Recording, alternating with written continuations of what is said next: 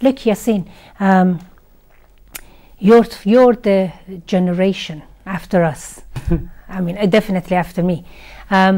So what's your agenda? You know, what do you think you have to do? Do you think that Palestine is being, you know, they're attacking Palestine and the family is scattered everywhere and many of them get killed? Is it, you know, but what is it about that land? You know, what comes to your mind about the land? What is it that this is constantly happening into that area?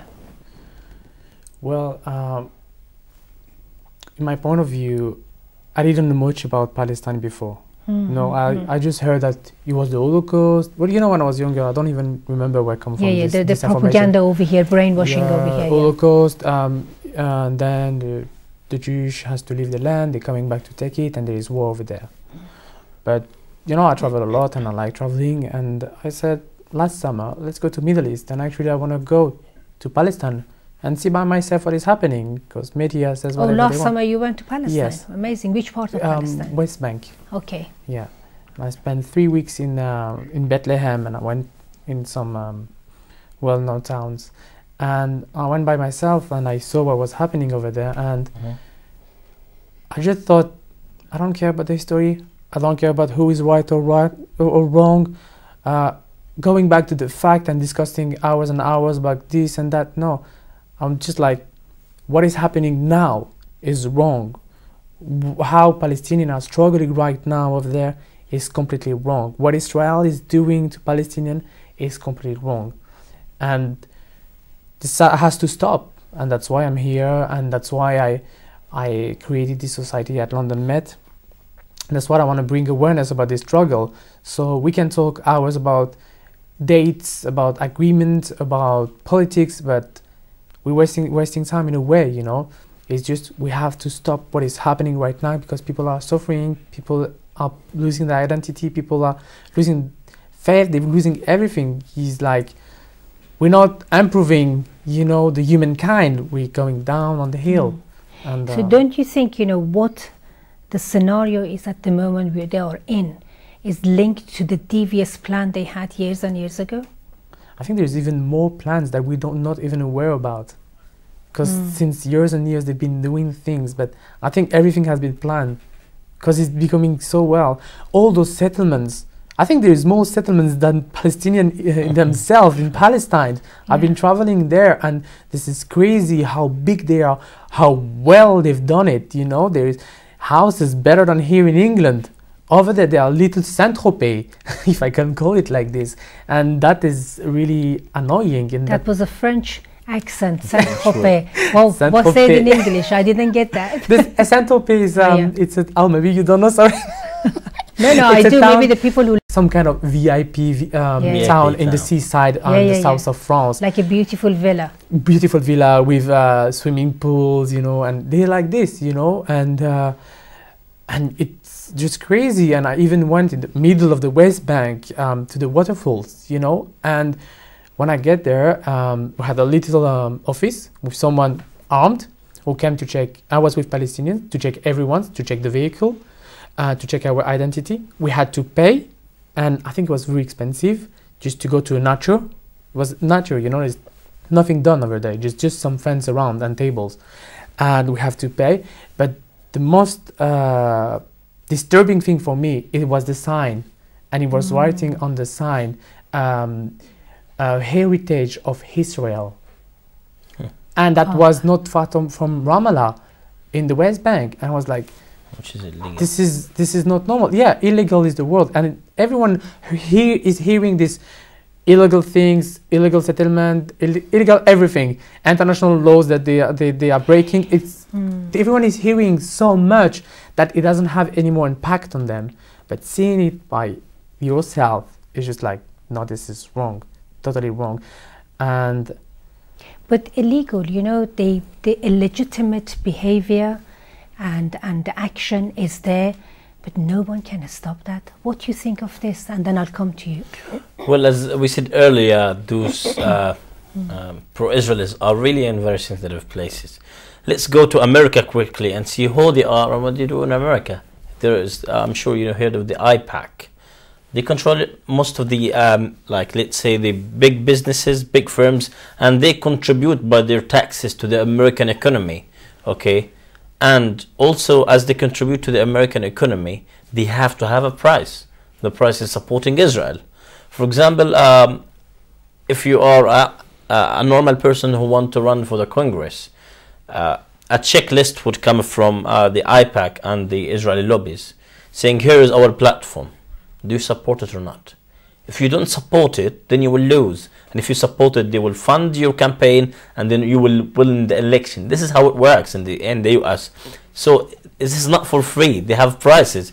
By this, they will have the Congress in their side. They will have more support from those congressmen. And by this, they will pressure on the American government. By its part, the American government will pressure the international community. This is how it works. And the same is being here in England and in many European countries. For example, in the Conservative Party here, they have the Labour Friends of Israel. They are really funding, and according to Channel 4, a documentary that was shown last year, they are supporting many candidates who were running for the elections. And the same is in the Labour Party. The same is in the Lib Dems. They are really everywhere. The Israeli lobby are very active. They've got the money, and they are buying, let's say, the positions, and they are helping Israel of what they need. Add to this is in the political side. Go to the media side, you will find the same thing. Robert Murdoch is controlling Sky News. He's trying to buy more channels. He's controlling the newspapers, and he bought many of the newspapers in this country, and he's having the same thing in Australia. Okay, you have the same thing in England, and in the same thing in America. And by having all these things together, link them together, and you will find at the end of the day that Israel is being supported media and politics wise. By this, anything that Israel will do would not really be like illegal, because they have the support. America is vetoing and making a veto against anything that is coming close to Israel, even when Israel is wrong.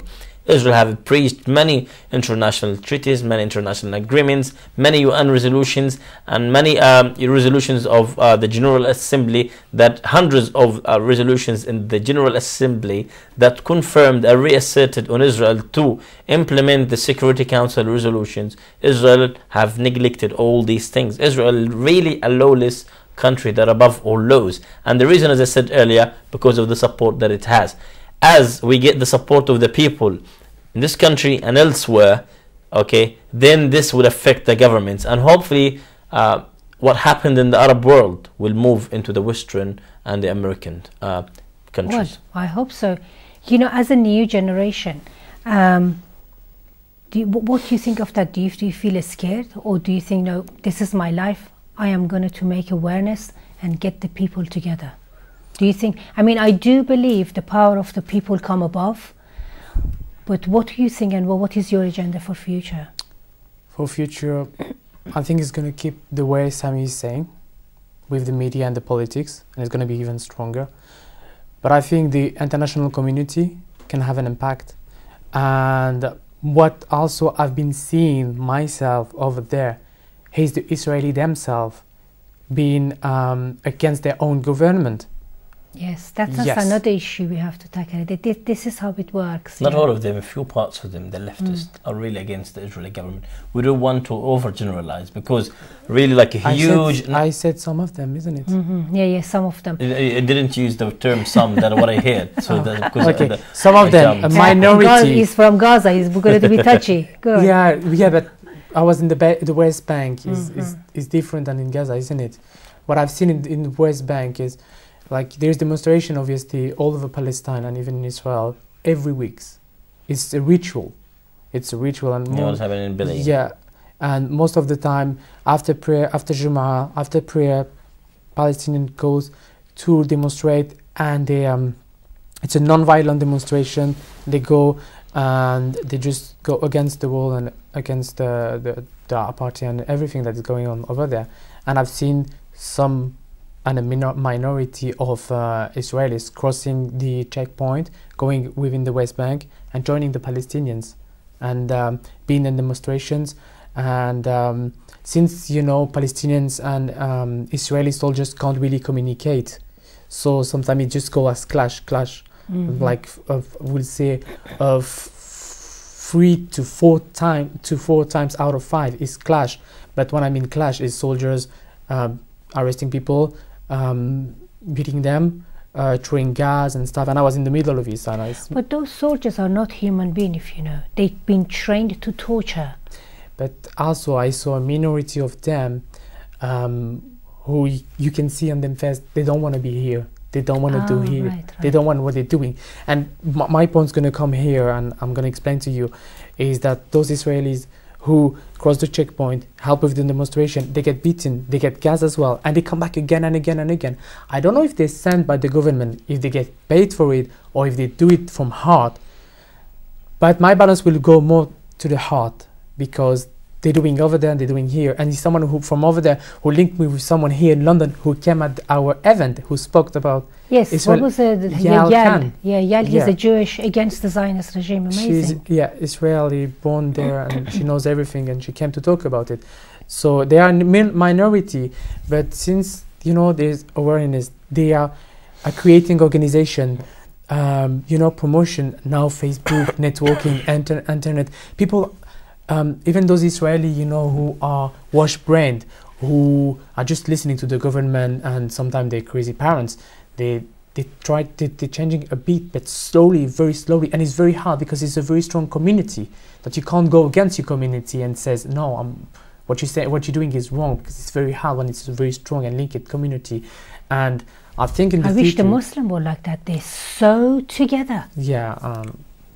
The Jew community are very tight to one another. Well, this if you watch The Promise in Channel 4, it was tackling the loyalty. It was very nice movie about Palestine, and it tackled the issue of loyalty within the Israeli society. They're really loyal to those Jews are, and what happened in the Gaza war, let's go to Gaza war. Many soldiers were Jewish, British Jews. They went from this country to fight in Palestine, which is illegal, because those British nationals of Her Majesty's government should not go and fight other nations that are in peace with Her Majesty's government. So yes, okay, they are loyal, but in the same time they were doing illegal things. And sadly, in this country, no one could touch upon this issue. And I know some Palestinian, and I heard about his story, who tried to speak about this issue. The whole community here was attacking him. I mean, the pro-Israeli people. They didn't want him to touch upon this point. But the Muslims they don't have that strong tie up to one another. Don't you think so? I just asked you, don't you think so? No, but also it's not the same history. But it's no, in a way, they're not so linked to each other and strong, because if we have to go by the bit of history, because they had nothing. They left all over the world. Those who lived all over the world? Jewish. So they had to be. There is no one identity. Yeah, they have no identity. They had their identity, but the only thing that they have, they can, be, that they can only take care of each other. And they have to live secretly. Yes. They couldn't. The problem was, that's why they didn't have any land, or sort of just say identity in terms of government and etc. But yes, but because that brought them very strongly together. That because of history. Why can't the Muslim getting scattered everywhere? This is my point. What is the new generation of yours going to do? Our generation, they didn't do. I mean, 65 years ago, this happened to Palestinian. It's like happened to Muslim. And now through that, all the Muslim government in a Muslim country become an agent of the Zionist regime. Gaddafi, the Bahrain, Hosni Mubarak, all the rest. But what I'm trying to say, why can't, when is it the Muslim going to wake up? If we had that strong bond, that wouldn't happen to Palestinian. They thought it's a Palestinian issue, but it is our issue. It's going to come to our own doorstep. But we're not strong to each other. How can we be strong with the Palestinians? This is my point. What do you think,